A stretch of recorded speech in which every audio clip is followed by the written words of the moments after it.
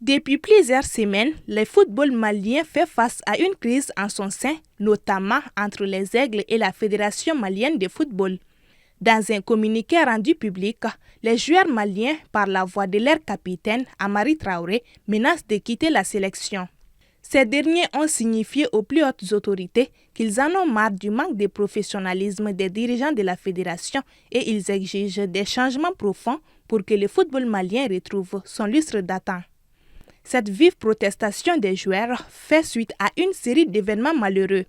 En premier lieu, la contre-performance contre Madagascar 0-0 le 11 juin dernier en éliminatoire de la Coupe du Monde 2026 due à une préparation que l'on pourrait qualifier de chaotique.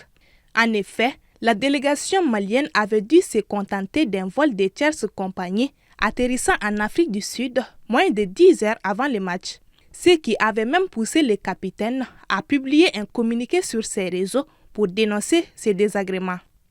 Deuxième motif de mécontentement, le limogeage de l'entraîneur Éric Sékouchel.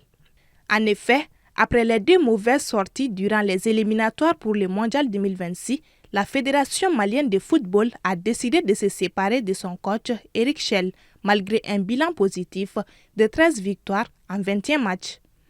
Depuis son départ, les tensions montent entre les joueurs et la fédération. Cette décision, prise par la FEMAFOOT, n'a pas été du tout appréciée par les joueurs. Face à ces situations, ils ont menacé de boycotter les premiers matchs des éliminatoires de la CAN 2025 si aucune mesure concrète n'est prise pour améliorer la situation. Selon des observateurs, si les joueurs mettent leurs menaces à exécution, cela pourrait avoir des conséquences désastreuses pour l'équipe nationale privée de ses meilleurs éléments.